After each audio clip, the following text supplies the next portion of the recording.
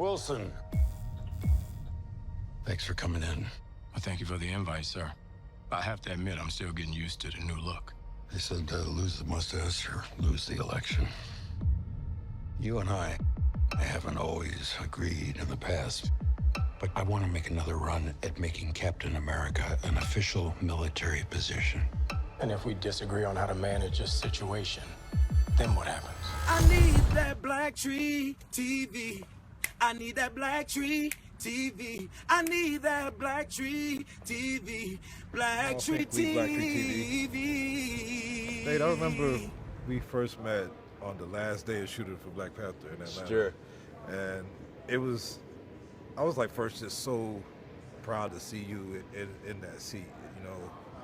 I know Black Panther and what's happened with Chad is like, you know, it's been some time, but as an EP, Yep.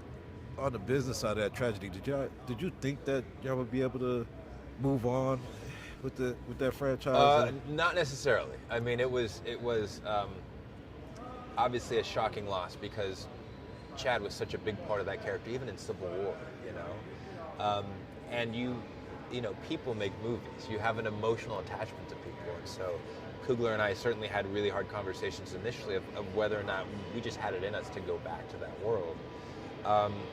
And we talked to Chad's widow, actually, who kind of inspired us to keep going because she understood in the way that Chad did, probably more than any of us, frankly, how much that franchise and the world of Wakanda meant to people. And then you just have to figure out how you move on without doing something that feels sort of counter to the emotions you're feeling. And hopefully we did that with Wakanda Forever, but it really was a love letter to Chad. You've now been an EP, a producer in a number of Marvel films, and I know you did Miles and Mocha. I forget what that is. Olive and Mocha, yeah, Mocha. sure. But if you wasn't producing superhero movies, Yeah. what type of movie would you be producing right now, do you think, if Yeah, it was outside this world? I love independent cinema. I sort of came up in the independent cinema. I love Sundance movies. So I would be making those as well. I mean, the truth is, like you, I love most movies, you know? As long as the story feels compelling and it feels new and fresh, like that's what I'm interested in as a storyteller.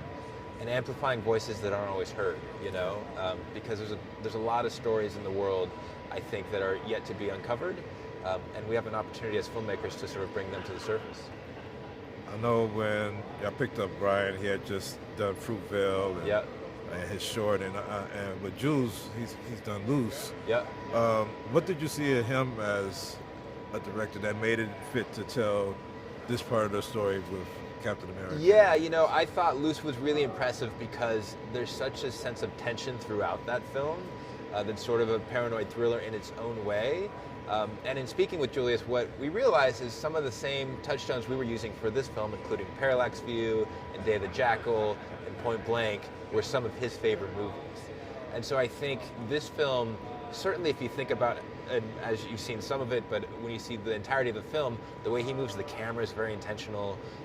The sound design that he's chosen, the music that's all composed, it's very much in that 70s backdrop because those are the touchstones that Julius really believes in.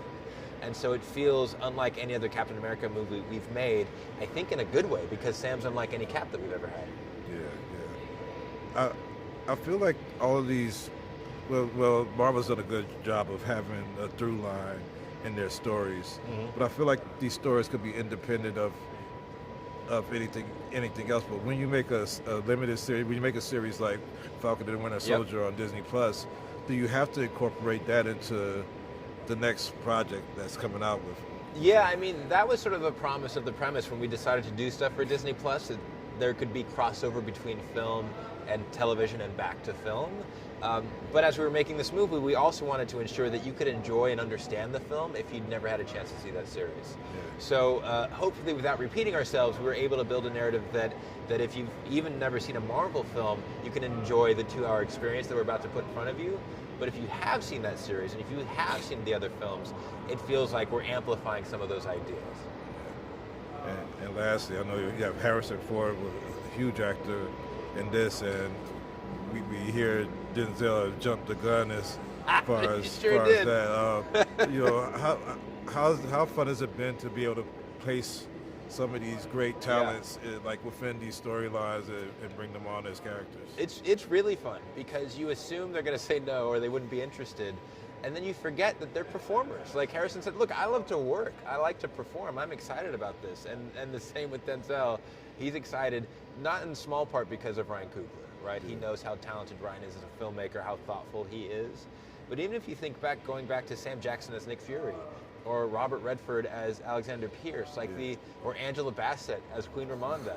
These are all, I think, actors at one point where we're like, well, they'll never do it, but let's make the phone call. And it's always a pleasant surprise that there's sometimes more juice than other actors to be a part of it. Yeah. Thank you, Nate. Awesome, great, man. man.